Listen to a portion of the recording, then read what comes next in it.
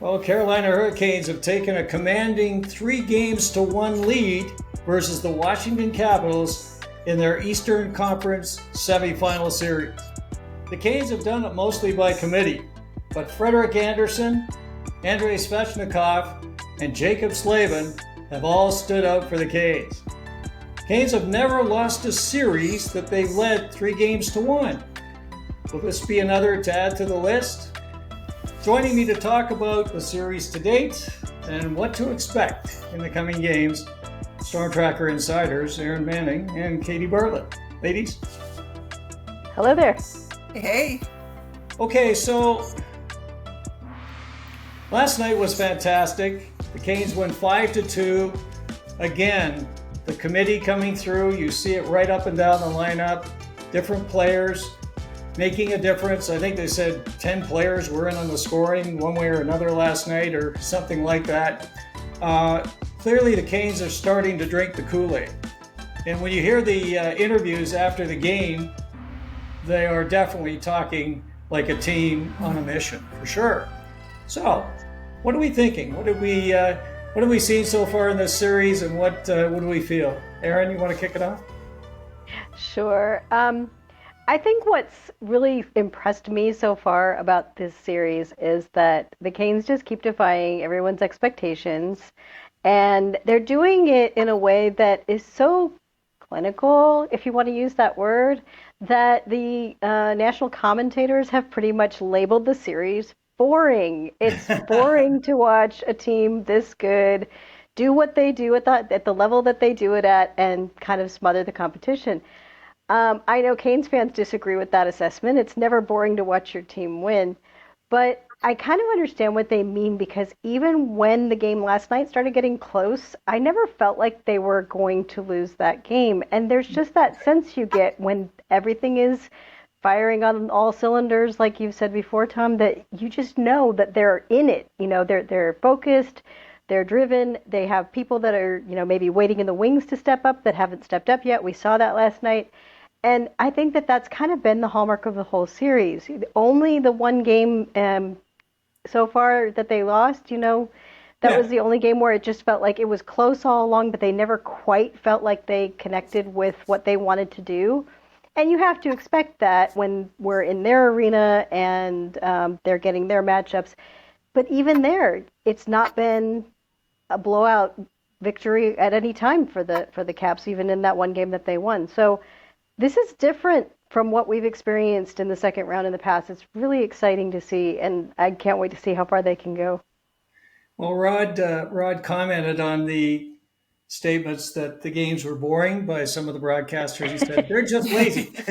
They don't want to do the extra work to find out exactly what's going on behind the scenes here, and that the Canes are in fact playing the way that Rod likes them to play. So very, very true.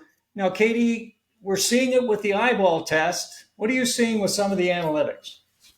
The analytics are definitely matching up with that. If you look at the Hockey Viz charts for 5-on-5, we're used to seeing the Canes produce a lot of shots, but this is a lot of shots they're producing, and it's not just from the perimeter. There are shots from everywhere that are scattered all over the offensive zone. They're in close, they're mid-range, they're from distance.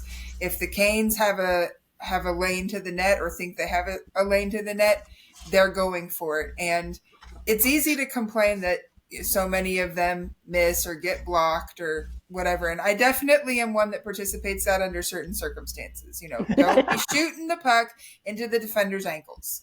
Make a move, create a lane, then shoot the puck, even if it's from distance. And we have seen some of those pucks be very successful in going in. We saw Slavin's overtime winner in game 1, and that was definitely a shot from distance. But when you have traffic and you have someone as skilled as Slavin who can get the puck on net, good things happen. So that has definitely been good, but it's not just in the O-zone where the analytics are really liking the Canes and the Canes system.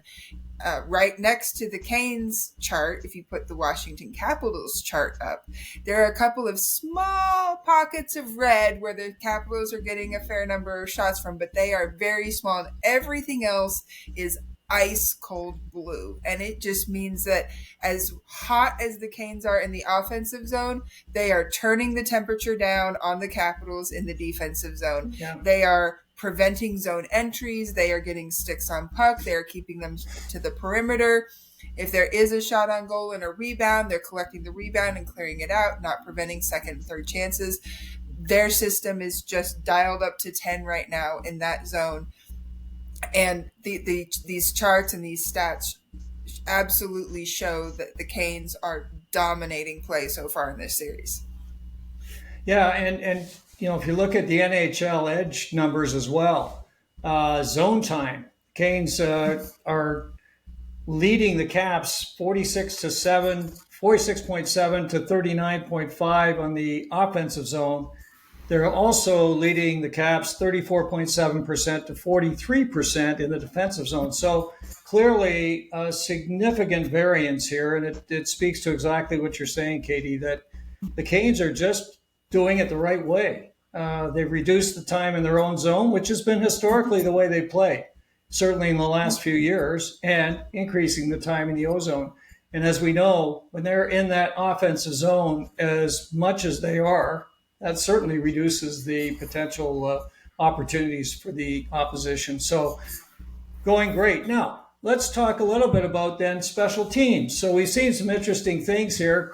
A little bit of a change for the Canes. In past years, we've certainly been delighted with the penalty kill, and they're just off the charts right now. Of course, they went through that whole series with New Jersey and didn't give up a goal, and continued on into this series and now sit at 92.6%, which is ridiculous. I was going to talk about the power play as well. They're sitting at 30% and continuing to do a fantastic job in the power play. So if you take a look at kind of what's behind the scenes in this, what do you see, Katie? What are you seeing in terms of the charts? Well, if you put those same shot charts up, if you look at the power play chart for Washington, remember, for offense generated, you want to be a plus number. And if you are a negative number, then it means you are not generating offense. And the Washington power play is at a negative 40. I have not seen a number that big in a long, long time. It just means that the Canes penalty kill is shutting them down, just not letting them have any chances. And the best example of that, of all the penalty kills, was last night, that double minor on Martinook. Yes. They have one of their best penalty killers in the box for 4 minutes. Yes. And the Caps did not get a single shot on goal. They missed a couple of times, but not a single shot on goal. And we had 3 shots on goal in that time. It was just zone entry denial after zone entry denial. And when they tried to dump the puck in, we were the first to the puck and got it out and sent it down the ice. It was just quintessential, distilled to perfection penalty kill from the Canes. And that is so much the bread and butter of the Capitals. If the Capitals aren't scoring power play goals, their offense just is ineffective. And it's been such a key for the Canes. So that has been going really well. What's a little bit more of a mixed bag is if you look at the Canes power play, they're in the negative as well. Now, it's not negative 40%, it's negative 4. So we'll definitely take that over the negative 40. But it shows that despite the fact that they have converted the most of the teams still left, they have room for improvement.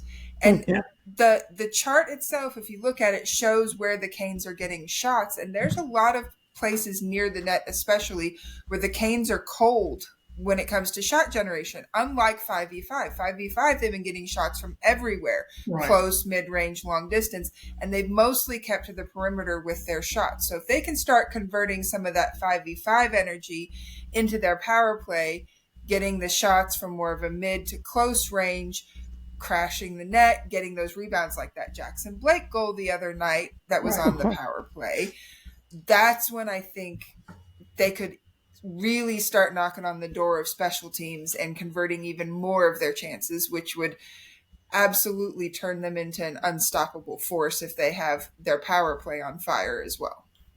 All the analytics are going to tell you the same thing. The Canes have outplayed the Washington Capitals by quite a margin. So that's exciting. And I don't know if we necessarily expected to be sitting here with a 3-1 lead in the series and with the dominance of the Hurricanes thus far.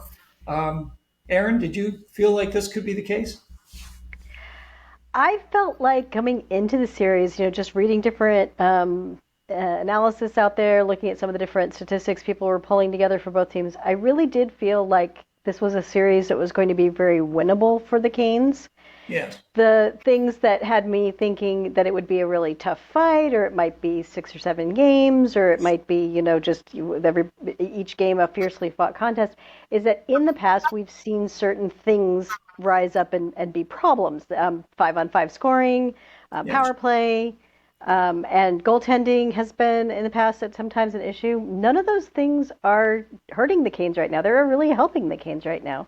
They've improved in all of those areas, and they're getting hot at the right time in all those areas. So what we're seeing, I think, is more than any of us really expected in terms of just how easily it has seemed. And it's not easy, but it's just never felt like they were fighting for their lives yet, at least in this series. And I hope that it doesn't turn out that way, but because we still have some games to play. But I think we're all very hopeful that they're going to carry that same energy into Game 5, and that we're going to see the same kind of game where they really take control early and hold on. So we'll see. Well, and there's certainly, all the discussions yesterday after the game, all the players were pretty consistent in what they were saying about being ready for this game. They know it's going to be tough, but they're going to be ready. And they want to come out and they want to put the final nail in the coffin, so to speak. Let's see how that goes. But, you mentioned goaltending, and I think we need to spend a few minutes on Freddie.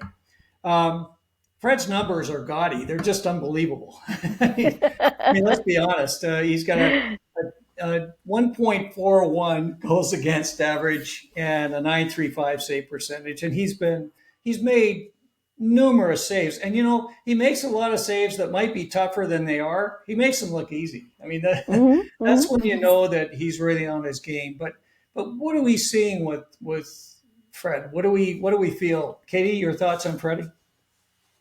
Well, he's just, to start off with, has been so steady. It never seems like he's phased at all when the other team is getting some chances or some zone time or getting some shots through. He's just square. He's focused. He's calm when he's making the saves, and he has been particularly good about controlling second opportunities. He's either been absorbing pucks and causing a stoppage in play, or he's been directing them to non-dangerous areas where the Capitals have not been able to get an extra chance on goal. So that particularly has been fantastic. And what's also impressive, because it's one of the challenges of being a goaltender in the Canes system, is the Canes have dominated puck possession, as you talked about before. The majority of the play has been taking place in the neutral zone or in the Canes offensive zone. And so for Freddie to be so mentally dialed in at all times that even when it goes from a big lull of many minutes where he sees no action, then all of a sudden they're coming in on a 2-on-1, or there's an extended opportunity for the Caps in the O-zone, Freddie's ready. And he's just as dialed in there as he is when he's seen an extended amount of work. The mental preparation that he has been able to put into this postseason has been elite. And it's been so great to see from him, because we all know what struggles and challenges he has gone through in order to get to this point. And so I'm thrilled that he has had this success, and just hoping he just dials it in for quite a while heading down into Game 5, and hopefully far beyond Game 5. Aaron? Well, the only thing to add to that is that I saw a comment on X the other day that I thought really kind of nailed it. And it was, there's no such thing as good Freddie and bad Freddie. It's just healthy Freddie and not healthy Freddie. We are seeing a Frederick Anderson who is playing at the top of his game because he's in really great condition. He's in really great shape. And I know that it was hard at the early part of the season when the determination was made for him to go and have the surgery that he did have, Yes. but it's made a huge difference. You can see how easily he's moving, and and that goes into that the mind body connection stuff. The mental being dialed in mentally only takes you so far if your body won't respond. Exactly. And I think he's always had the mental focus, but at so many times he's struggled physically with things that he just couldn't get past. And so it's exciting because you see the caliber of goaltender he's always been coming out and shining in these playoffs. Well, the interesting thing, you take a look at the NHL Edge numbers, and there was a lot of discussion early in the series about Logan Thompson versus Freddie Anderson. Hmm. And yeah, the first few games, very close for sure. But as the series has gone along, Freddie has started to kind of separate himself quite significantly from Logan Thompson.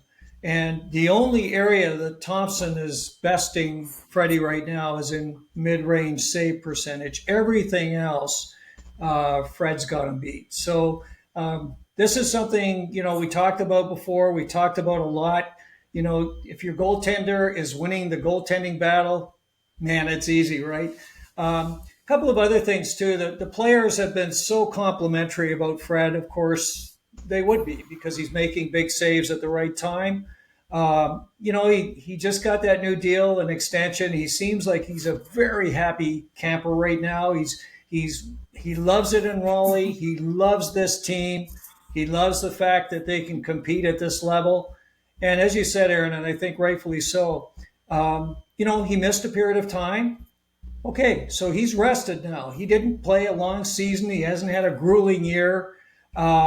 And he shared games with Piotr at the end of the season. So he's well rested, and he's in a just a great state of mind. So I think, as you said too, Fred's always been a great goaltender. His numbers in the playoffs are fantastic. They always have been.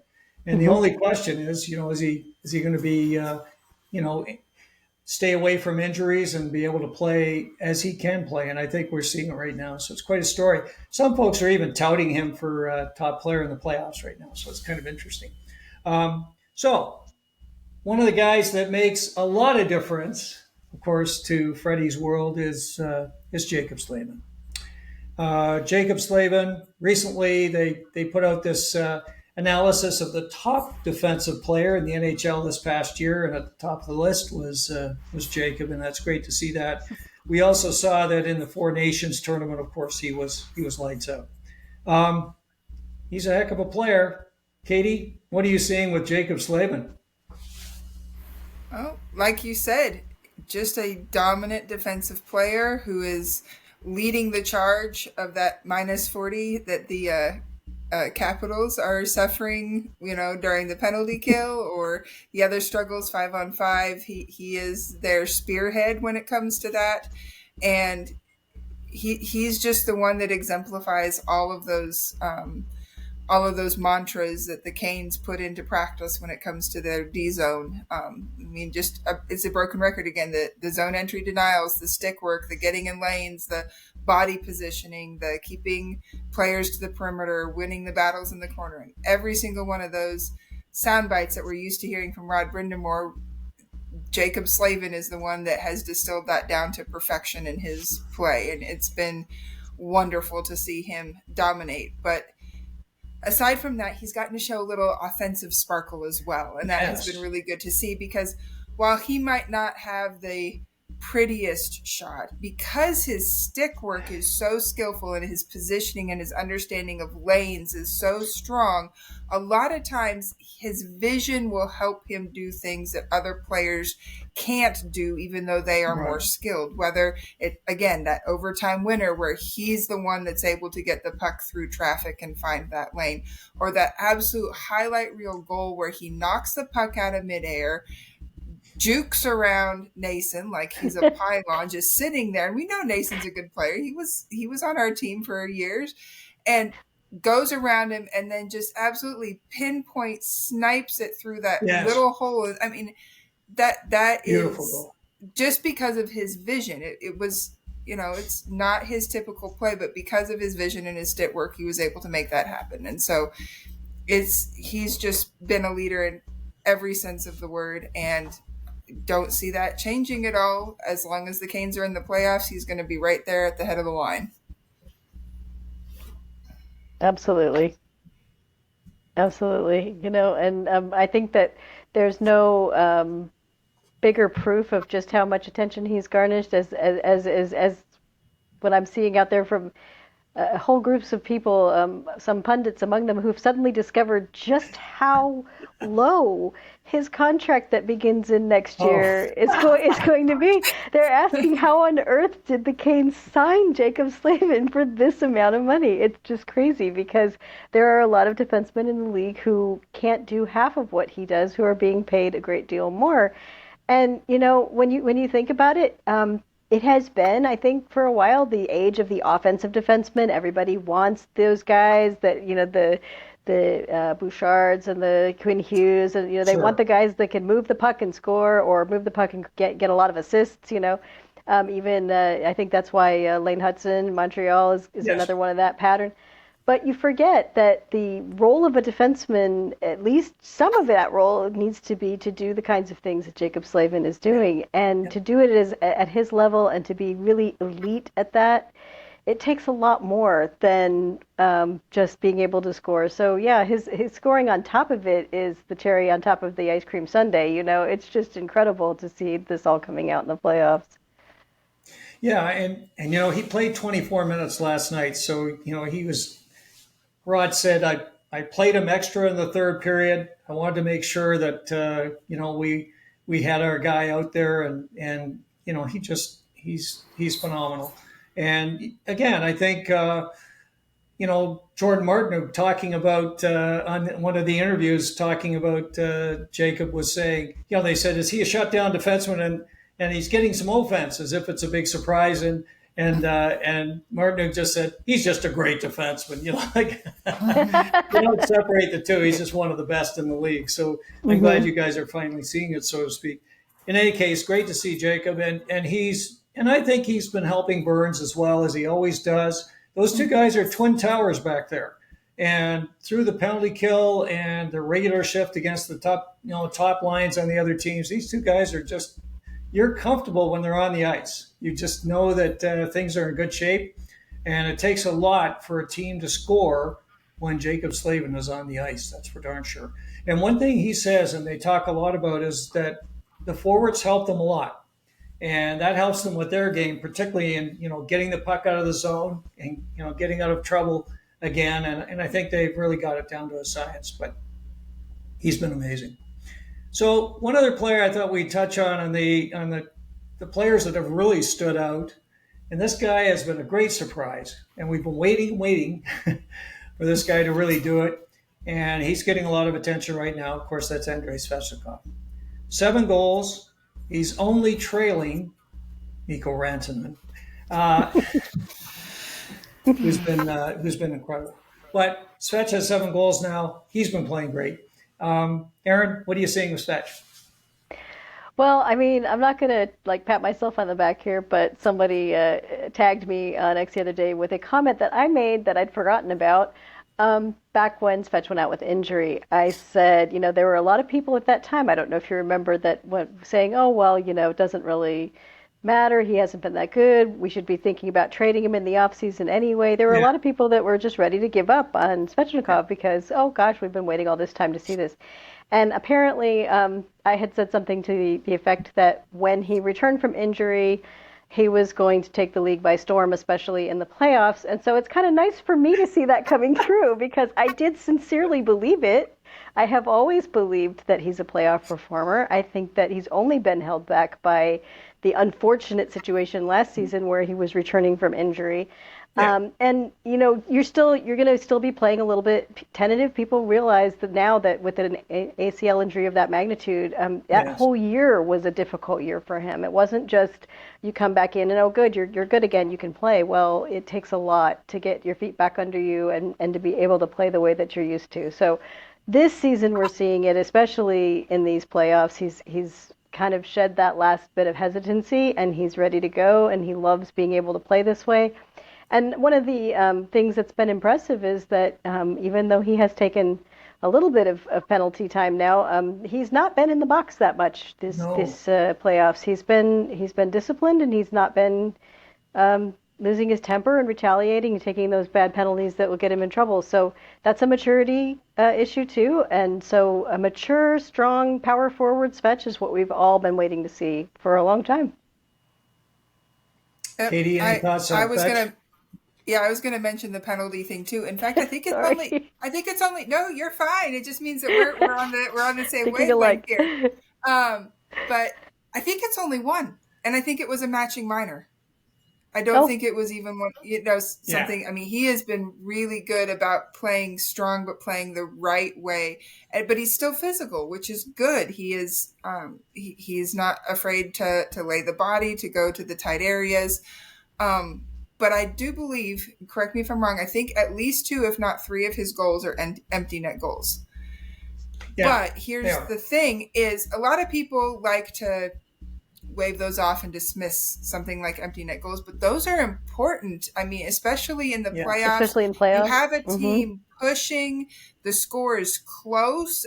It was 4-2 last night. I forget I think there was another one in the Washington series and then one in the Devils series that he had. And those we've seen it. I suffered it with the Avs in their Star series because they let Dallas come back on them in 3 different games late in the third period, including one time I think when they had the goalie pulled. And so to have somebody who can just absolutely cut that hope out from underneath the other team by getting the puck up the ice and getting it into the empty net. That empty net goal last night was not easy. He had to work to get the puck and then to get up the ice and then to go around the defender, which initially it rebounded off the defender and he fought through the defender and got the puck back and then got it into the empty net. It's just, there's not a lot of players that do that. Most other players would be off in the corner and and the Caps would have had another chance to take the puck up the ice and try to get back in the game. So he has been so good and so strong. He's earned his place up on that top line. And now if we can just get the entire line to be on that same synergy together, we'd really be cooking with, let's see, Tripp says it, oil, gas, and gravy. There you go. You got your 3. You got your 3 on the top. You got oil, you got gas, and you got gravy. Let's get them all rolling together at the same time. Yeah, I think you're right. And for sure, Svech, he's playing with confidence. He's taking the puck up the ice, and he you can see he's got determination. He wants the puck. He wants to go with it. He wants to get in there. He's trying to make those moves. He rang one off the post on a backhand that was incredible. I mean, he's just, I think he's had several posts, but that was one that really stood out 4, to me. I think. Yeah. He's been all over it. So he's been playing great. I was pleased to see that Seth Jarvis got that goal, so he's feeling a little bit better. We've got him up there in the top line now. I know you've been calling for that for months, Katie, so that's good.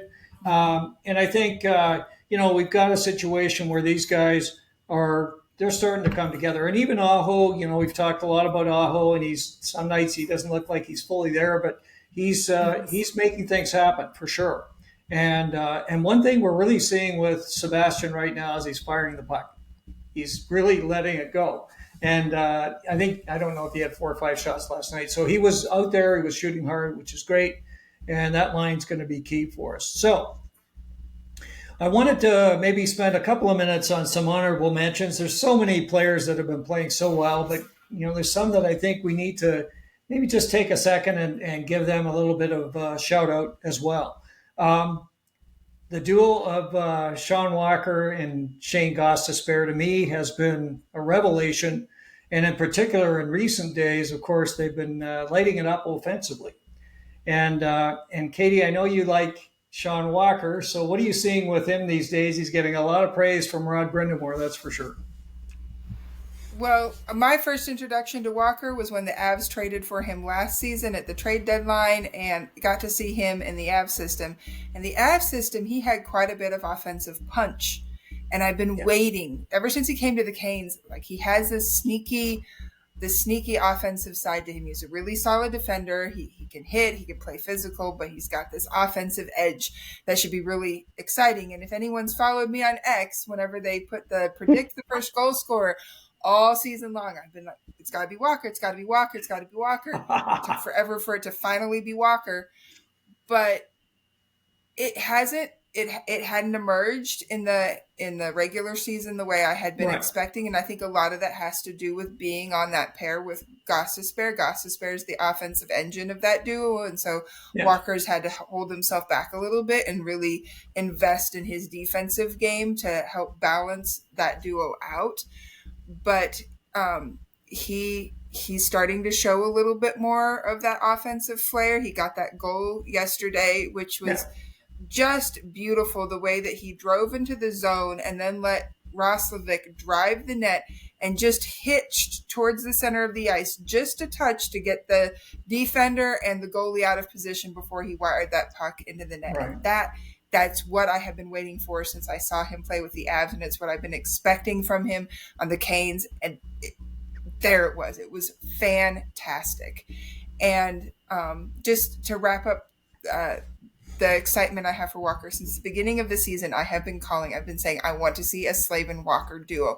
They just make sense together as a pair. The games really, really would find a beautiful balance together, and it would open up Walker to take for more offensive chances. And on that goal, who was Walker out on the ice with? It was not Ghost, it was Slavin. And so I'm excited that Brind'Amour is playing with that a little bit more when he needs a little bit more defense, when he doesn't want to tire out Burns and overexert him. He can put Walker on the ice with Slavin and get that benefit. I just think that Walker's going to keep getting better and better, and I'm thrilled for him because I've been his biggest cheerleader since the Canes signed to his deal. Well, for sure. And, they've got Sean Walker lined up for 4 more years at a very friendly, I think, $3.5 million deal. So he was a great signing. Those two guys, 3 goals, 2 assists, 17 shots in the last 3 games. I mean, it's just incredible what they've been doing with Ghost and Sean Walker. What are you seeing with Ghost, Aaron? Well, I think we're all seeing that nice new dad energy kick in there, There's been a lot of jokes about that. But no, really what I see with Ghost is I'm seeing the player that we've seen before when he was with us in the playoffs before, and then also at earlier times in this season, which kind of confirms the point that people were getting a little cranky about Ghost towards the end of the season. He could be after he had returned from injury. And again, I think that's that timeline of injuries when you just don't know exactly how long it takes a player to go from I'm okay to be back in the lineup to I'm playing at 100%. And on that first goal last night, we saw a player who was playing at 110% because it was the same kind of thing that we sometimes see on the power play. But it's so much harder to do it at 5-on-5. And I think, Katie, you sent me a link to the one of the podcasts out there that was commenting on some of those goals from last night. And he pointed out something I didn't notice, which was that one of the Canes, I've forgotten which one it was, had already left the ice for a line change. So there were Walker. it was Walker. He'd left the ice for the line change. Yes. So there were only 4 Canes on the ice when Ghost made that, walking the blue line, finding his lane, and taking that shot. So that's exactly the kind of thing that we see from him all the time on the power play. Usually they're up a man at that point instead of down one. Should that have counted as a shorthanded goal? Let's ask. No. But really, that's just one example of the kind of thing that he's capable of doing. And that's where I think that, you do see the value of the puck moving aspect of these offensive defensemen. When he can get into those areas and he has the control of the puck and there's not a defenseman right on top of him and he can take his time to move along the blue line and set up the shot, whether he's setting up a shot or trying to go for a deflection or just a really good shot pass, it's great to see him being at that level that we've seen before because, again, that's why they decided to bring him back to the Canes and sign him again because they definitely need that player. They need that player to be generating those things. And it kind of brings up another point that I think that, probably we should mention just real quickly. We've talked about Jaccob Slavin, we've talked about Yes. Ghost and Walker, we've talked a little bit about Burns. What we're seeing in the playoffs is something we were waiting for all season.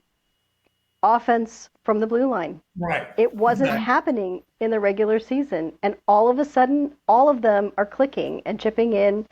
And I mean, you want to talk about the kinds of things that make this fun for Canes fans? That's a big one.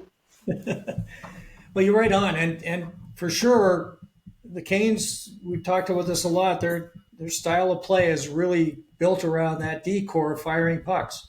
And, they haven't had as much success as we would have liked during the regular season, but they're enjoying it now. And just back on Walker for a minute, Rod Brind'Amour was saying, he's had tons of chances this year. Like, it's not like he's not out there making it happen. It's just that he had some bad luck and some great saves. And we've watched that. We've seen him many times go in and get great chances.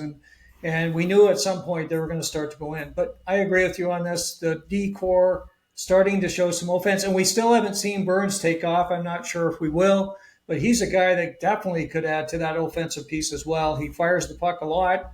And at one of these times, it's going to go in off someone or it seems like these series, and I've been watching this a lot, is so many of these goals are deflections off players in front, pushing, shoving, trying to, make something happen in front of the goalie, and they're going in and the goalie can't make a save. So, if we can get out there and do that kind of heavy lifting, I think it makes a difference. And, when we talk about the rookies, I think they're worth mentioning as well because they're doing some of that. I mean, we know that Logan Stankoven loves to park himself in front of the net and get in there in the dirty areas. We've seen, Jackson Blake has no concern with picking up the puck and trying to go to the front of the net and try to score. And he's had some success with it.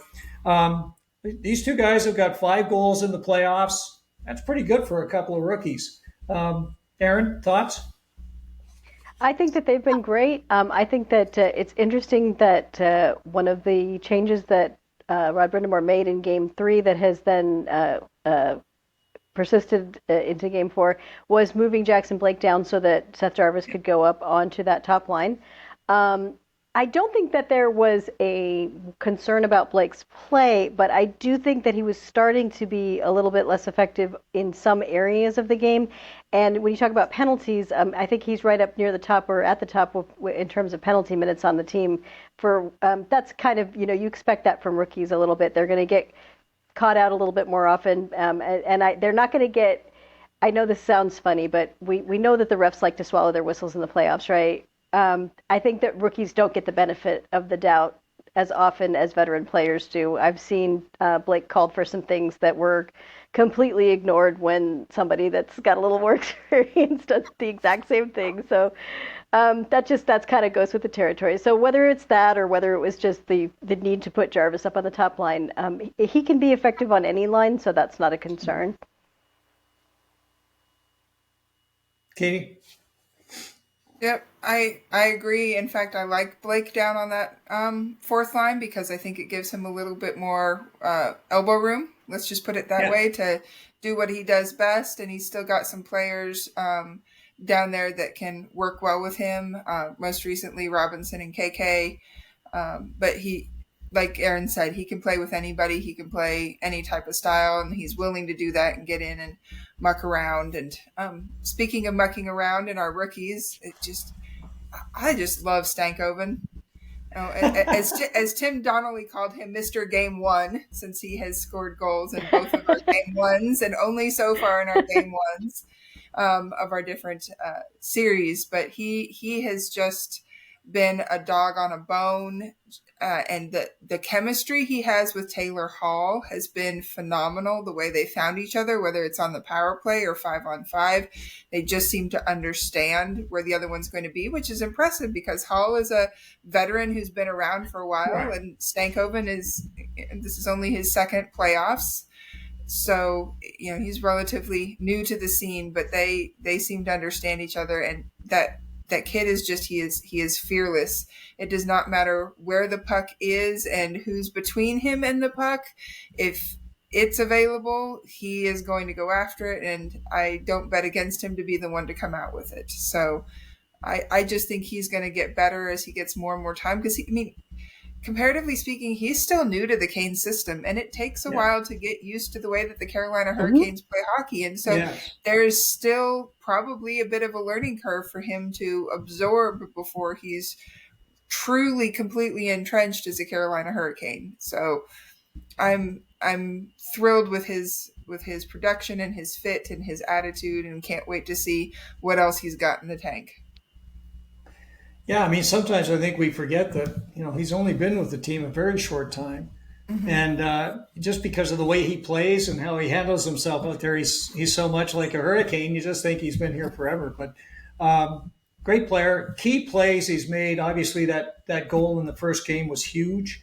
And made a great play on a goal to Robinson in game 2. He's making it happen out there for sure. And it's tough slugging. I mean, he gets knocked around a lot. We watch it. He goes down, he gets crushed, and he gets back up, and up he goes again. So I think, again, both of these young guys really, they're contributing. They're making something happen out there. It's been tougher for Jackson Blake for sure. He's still getting the opportunities. There's no doubt about that. He's getting lots of opportunities. He's getting in on net. He's making great plays. He made a great setup to Kotkaniemi.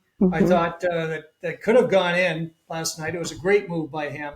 Again, just fearless, getting that puck and heading to where the action is. And he's going to get some goals. He's going to get some breaks here. And great to have these two guys out there. It's a lot of fun as well. An interesting story as they made some of the changes that they've made. And again, Rod Brind'Amour making some smart moves. And he brought in Jack Roslovic. And Roslovic has done a real solid job. We look at the game the other night, not last night's game, but he was 9 of 10 in the faceoff dot. Right shot faceoff guy. This is key. Came up with a nice assist last night on the Hall goal. What are we thinking about his contribution so far? Katie? I've been impressed with Roslovic because I would have been the first of the line that said everybody's healthy. The guy that behind Jost that I want sitting is Roslovic because I worry about him being a defensive liability. And those concerns have not gone away. It was his failure to clear that led to the first Caps goal last night. So those concerns still exist, but they're offset very strongly with what he's been able to produce between Hall and Stankoven, because Hall and Stankoven are very offensively minded guys without giving up a lot on the defensive side of the puck, and they need somebody who will help them drive. They need a center that will have that same kind of process and mentality. And perhaps that was where there was a disconnect having KK on that line, is that KK is more of a defense first type of center. And so it was a bit imbalanced to have that particular trio out there, but putting Roslovic in between them creates more balance, creates more engine, creates more puck possession in the other end.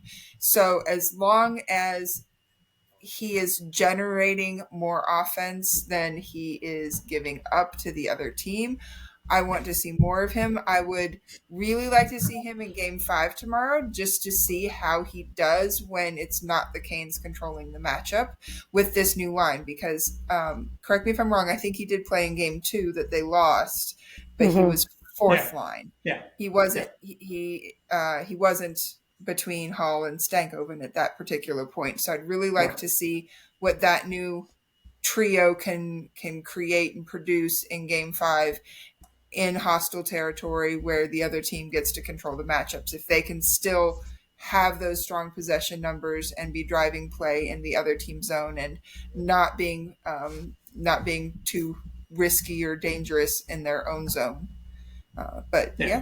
Roslovic's earned himself the spot over Jankowski at this point. Yeah. Well, it's a nice luxury to have, because I thought Jankowski was very effective in his work, and particularly on the PK. He did a lot of heavy lifting on the penalty kill, and great to have this depth. And I know Brind'Amour has talked a lot about the fact that he doesn't remember having a complete lineup like this to work with in the playoff situation, and still do, even though some folks are banged up, and we'll talk about that a little bit later. Um, Final person we'll talk about, I think, is a heart and soul guy.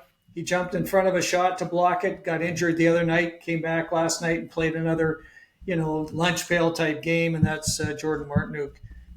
Now, I know, Katie, you had some thoughts on Jordan. What were you thinking about with Jordan Martinook? I love the joy that he seems to be playing with. This is his time of year. This is passion. This is hard work type of hockey. It's in the details, and it's doing everything you can to help your team win, even if it's not the showy, flashy scoreboard type highlights that he gave us in the New Jersey Devils series. He shift in and shift out. You never doubt that Martinook is going to give you anything less than 100%. He is there no matter what. And sometimes you see it in the shot box, but a lot of other times it's just in the work along the walls or the little chip passes to his line mates, whatever it might be. He is out there driving play and setting the tone, and a lot of times creating the momentum so that when there is a line change, the other lines can come in and take advantage of that momentum and create results in the process. So he is just such an underrated part of this team in spirit and in practice, and I'm so glad that he is here, because I think he keeps them on the straight and narrow. I think he keeps the other players on the straight and narrow. No one gets too high, no one gets too low, and it's thanks to Martinook.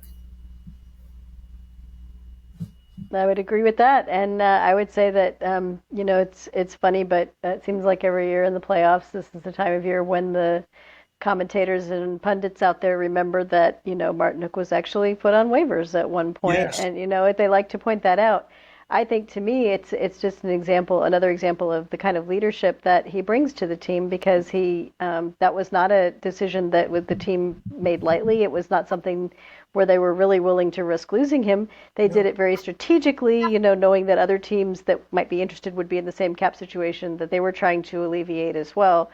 But at the same time, there's always a risk when you put someone on waivers that someone is going to take that gamble. So the fact that he was willing to do that because he was trying to, make sure that the team had the room they needed for the greater good going forward, that's the kind of leadership you can't really put a price tag on, because the young guys see somebody who's willing to go all the way to whatever the team needs and just, deliver. And that's, when you talk about what makes the difference between success in the playoffs and failure in the playoffs, it's 100% effort. It's 100% execution. It's doing the things you don't feel like doing in the moment. And, that's in the third period when, you've been battling all game and you just don't want to take that extra effort to get the puck out or to do whatever it is you have to do. And, I think that we've seen that a little bit from some of the players on the other team, but you'll never see that from Jordan Martinook, and you will see that resonate, like Katie said, through the lineup, because if he's going to do it, then who isn't going to do it, If Jordan Martinook is willing to be 100%, then anybody who's sitting there at, 97% is going to feel like they better do a little bit better. Yeah, and that big shot block the other night, Freddie was incredibly complimentary to him and said, it was just incredible. Like, that's fantastic stuff. And, how many times do we see Jordan Martinook diving to get pucks out of the zone on a penalty kill or something? He just puts everything into it. And he's a great guy in the room. They love him. He's and folks wondered, why did we re-sign him in the offseason? We had so many other players that we could sign, and why do we bring back Martinook? I think that whole question has been answered very clearly. He's playing great hockey. Now, a lot of folks playing very, very well. Some folks we think could do a little bit better. Aaron, what do you got in your mind? Well, since you probably want me to start with KK, I'll start with KK. The funny thing is that we can talk about Kotkaniemi needing to produce more, perhaps offensively. But he's played very well defensively. He's definitely played very physical game. Yeah. There's not been, he hasn't been making the kinds of mistakes that he would have made in the past in the playoffs. So I mean, there's nothing really there that you can point to and say he's not doing a decent job. I think I'd like to see him score because I know he can score in the playoffs. I think that's been the biggest frustration this season is seeing him not really scoring as much as I believe he can. But you never know why a player might be struggling in that area. And so you just say, well, okay, I'd like to see that. One thing, though, that I think should put this into context is that, right now he does not have a goal yet in the playoffs. No. He has 3 assists, Yes. and they've played 9 games. That could be improved on. But you also have to look across to the other side of the ice. Because right now, Capitals fans are extremely angry at Pierre-Luc Dubois. Okay. Because Pierre-Luc Dubois also has 0 goals and Yes. 3 assists in 9 playoff games. And he's making a lot more money. And he is also an unquestioned bona fide 2C. You can't look Yes. at Dubois' regular season stats and say that there's any doubt there. He had 66 points this season. Yeah, he did So great. Yeah. I feel like for KK, it's like, we hold him to a higher standard because we know he's capable of more. But I don't necessarily think that when you look at center performance in these particular playoffs and especially in this series, he's doing what he needs to do for the most part. Yeah. Okay. Katie, anybody else that we'd like to see maybe contribute a little bit more? Well, if you're talking points, there's only one forward that hasn't notched a point yet that's played multiple games, and that's Carrier. Yes. We can debate all night long whether or not it's something you expect out of him. I don't think that offense is his calling card. His calling card is a hard checking game, lots of hits, really wear the opponent down. And in that case, I think he has been particularly successful. I would like to see more of a net front presence from him. Going back to what Aaron was talking about with KK has made his presence known as a net front. He has really been working to provide screens, including on Ghost's goal last night. Part of the reason Ghost was able to score that goal was because of KK's net front. I would like to see more of that from Carrier.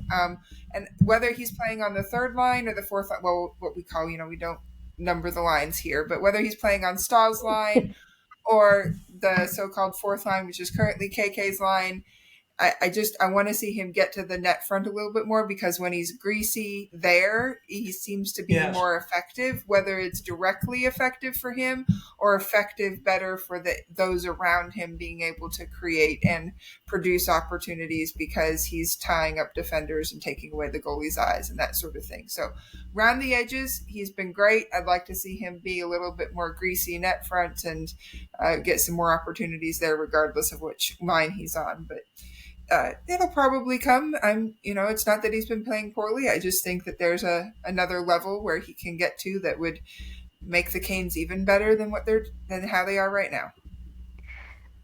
I think that's true, Katie. And one thing that it might be with Carrier himself is that I think that we forget how good Logan Thompson has been in this series. Sure. And some of those kinds of goals in particular can be harder to get when the goaltender is really on fire, because I think it was either game 3 or game 4. I felt like Carrier had a really good opportunity off of when Staal got the puck to him kind of in that slot, and Thompson was just right there, So if the goaltender is as good as the 2 goaltenders in this series have been, some of those types of goals, some of those depth goals coming from the greasy net front type of presence may not happen as often. So maybe we'll see it soon. Well, and you talk about hits. He's 18th in the playoffs right now with 36 hits. Eric Robinson is actually 16th with 38 hits, so he's got a few more than Carrier, which is great. And he's been certainly doing some heavy lifting for the Canes as well. But the one thing I was kind of looking at with Carrier, and it also kind of goes back to our discussion on Jordan Martinook, because that line, which is really their first and foremost, they're out there to shut down the top lines on the other team for sure. but that line can also chip in with some offense. And I think, we need to see more from them. Carrier did he made a great move where he went behind the net, and I've seen him do that a lot. He used to do that Mm. quite a bit with Vegas. He would get behind the net, then come around the side, and then, either shoot it or pass it to somebody who's in the crease and deflect it in. So he needs to get that confidence back. And of course, he came back from an injury that kept him out for an extended period. So we have to give him a little bit of time to kind of find his way. But the other member of this line to me as well is could deliver some more, and that's Jordan Staal. Staal has just one assist so far in the playoffs. He's been strong in the faceoff dot on some nights, on other nights not so good. Um, I'm looking for more from Jordan. Aaron, thoughts on Jordan? I think that Jordan Stahl's contribution to the playoffs in particular is so much focused on defense that we kind of, when we look at offensive stats, we're not always going to see them leaping to the front. But I would say that, yeah, in the past, Jordan Stahl has probably managed to impact offense a little bit more. And it depends on, I think that was kind of the point of having Seth Jarvis on that line. It just, for whatever reason, wasn't really working well, at least in this series. So Yeah. I don't think that you can necessarily do that in the playoffs where you just import a scorer down to Stahl's line and it works, because then you're losing something from the defensive side sometimes. So I'm happy with the configuration of the line. I think that they should start chipping in. Yes. Martinook has certainly been chipping in. So there's that. I think that sometimes for Staal too, though, it's just getting that floodgate open. And yes, his assist so far in the playoffs was on Svech's empty netter, and that's fine. But maybe just a couple of those shifts where he overlaps with one of those lines could get him going, because we've seen that before too. And once, I think Staal, for me, it seems like all of his scoring always seems to happen in bunches. And in a really short sample size, you're not going to necessarily see that as much. But I would love to see it if that empty net assist kind of got him, maybe thinking I should be doing a little bit more here, then that would be great for the team, because his line, we know, they grind the opposition into dust. They hold on to the puck. They have the best puck possession stats usually on the team. I haven't looked, but Yes. generally speaking, they're right up there at the top or near the top with puck possession. So we want them to be able to produce at least a little bit, just because of all the zone time they're getting. So hopefully that'll happen. Yeah, I agree. And I think, we saw him at some point this season where he was smoking hot. He had 4 or 5 goals in a short period of time. Um, yeah, again, it's a long season for Jordan, we know, and of course he's aging as well. And I think it's going to be critical to find ways to, give him some off periods as well, in terms of, on ice time and just some of the tougher situations. And I like that when they had Mark Jankowski in, because he could do some of that PK work as well. And I think that's something that with Burns and with Staal, they're going to have to manage very closely. And we need Jordan Staal, of course, to be on top of his game, because he's critical against these top lines for sure. And if by some measure the Canes end up playing a team like Toronto, as an example, a guy like Staal up against Matthews and Marner and the rest of them would be huge. So I thought we'd have a little fun. We looked at the X factors heading into the series, and I thought, let's see how we're doing. Now, Katie, you talked about special teams and the head coach battle. How do you think we're doing with that?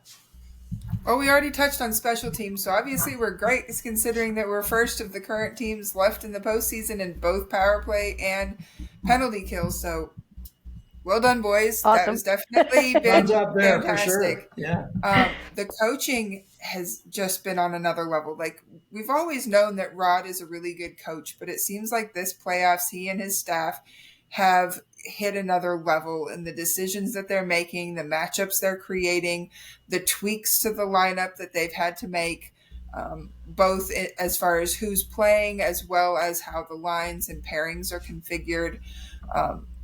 moving Svech up to the top line and then moving Jarvis up to the top line and getting Roslovic between Hall and Stankoven and where they're playing Carrier. And of course, my favorite one that I mentioned earlier is the time that Walker has gotten to play with Slavin. I just have been over the moon with that duo and how that has worked out and produced for the Canes. It's just seems like that Brind'Amour and his staff have their hand on the pulse of the Canes and of the game and of what they need to do in order to maximize the opportunity for success. And I just want them to keep riding this as far as they can, because it has been wonderful with how it's worked out so far.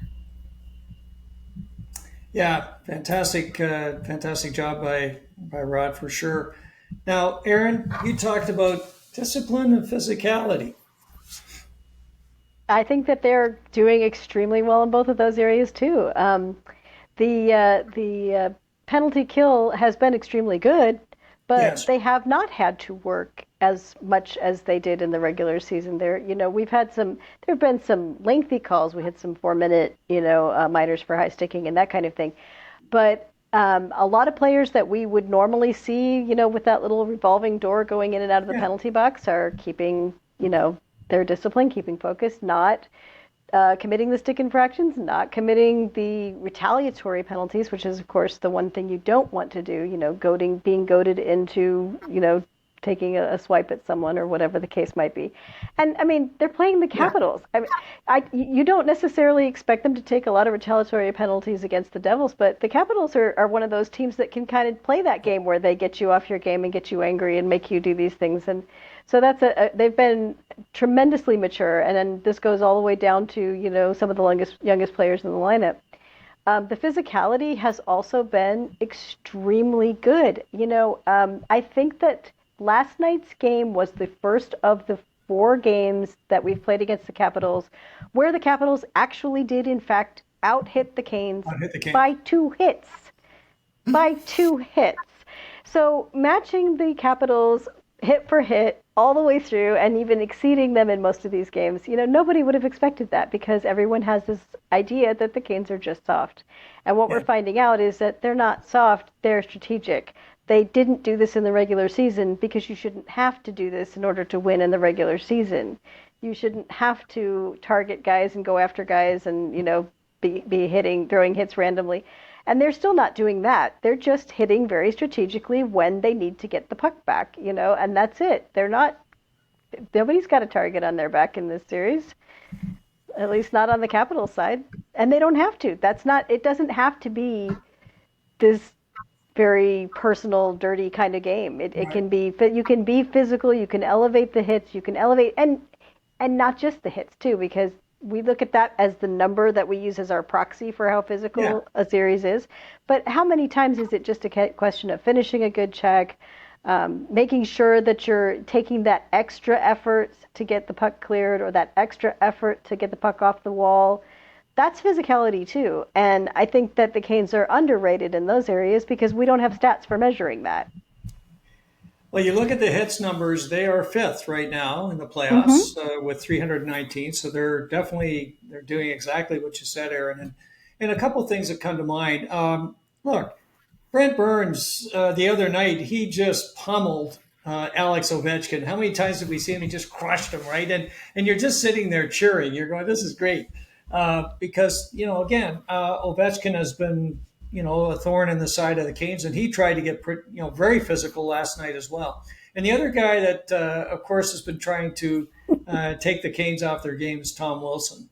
And the Canes have just sat there and looked at him and smiled and said, do whatever you want to do. We've got to move on and win this game. So I agree with you. I think they've definitely been disciplined. I think they've been playing a solid physical game. Dmitry Orlov, numerous big hits. You mentioned, of course, Will Carrier. Some of these guys we brought into the lineup, adding a lot of toughness, adding a lot of, additional capability to lay the body on and do it. And you talked about Jesperi Kotkaniemi and the good work he's doing as well on the physical side. So, that's been going great. And I talked about goaltending and healthy Freddie, and I think I'll put a thumbs up on that one for now. So You that's did all that, good yep. stuff. Yeah, for sure. So the odds right now to win the Eastern Conference are very strongly in favor of the Canes, as you would imagine.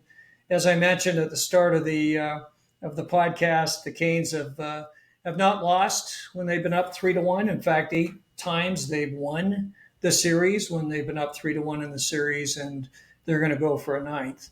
And it's generally accepted that the Canes will win this series, and it's also accepted by the odds makers right now that the Canes will actually win the Eastern Conference. A lot of folks are still, promoting the Canes, and we've even seen them in a number of different odds makers saying they're going to win the Stanley Cup. So, kind of an interesting situation when we look at the start of the year, and we had some fun with that when some folks were saying, "Hey, if they make the playoffs, that's a good year for the Canes." And I want to give a shout out to Eric Tulsky, as I usually do in these situations, because this Canes team reflects him and his staff and the great work they've done this year. He handpicked these folks. When the Rantanen deal went down, he wanted Logan Stankoven. He wanted to pick up Taylor Hall, and now he signs Hall to a 3-year deal. He wanted to keep Freddie, and he signs Freddie on a team-friendly deal for next year. You just go on and on with these things. And, of course, the ultimate is Jaccob Slavin and the deal that he was able to put together with Jaccob. So lots of excitement as we go forward. Okay, they've got to win the next game or one of the next 3 games to win the series. What are we looking for? What do we expect? How do we feel about the situation now, where it's going to go? Why don't you kick it off, Aaron? Well, I think that Spencer Carberry is a really good coach, and I've never wanted to underrate him at all in this series. I think he has done a very good job with his players. I think he continues to do a very good job with his players. They're going to be back on home ice. They're going to be more motivated to try to get this win. It's not going to be the easiest game in the world Thursday. Barring anything really unforeseen, though, I think that this game is the Canes' game to take. I do think that they're going to have that same mindset that they did when they were playing Game 5 against New Jersey. Now, granted, that game they were already at home, and the motivation was that they didn't want to go back to New Jersey. But the problem, I think a lot of teams sometimes get into that mindset of, oh, well, it doesn't matter if we lose this one, we'll go finish it at home.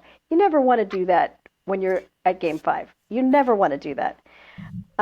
And the Canes specifically are not going to want to do that. They're going to be looking to close this out, because the games that they want to win down the road in Raleigh are more important than bringing this series back to Raleigh. So they're ready to close it out. They're ready. They certainly, the way they were talking in the interviews, I know you touched on that, Tom, already, they're very focused on the task at hand. So if they go in there with that mindset, if they can get a good start, which is very critical, I think, to how these games have gone, then they may be able to undo whatever work that Spencer Carberry has done, because my honest opinion is I don't think that the Capitals have been able to match the Canes' conditioning.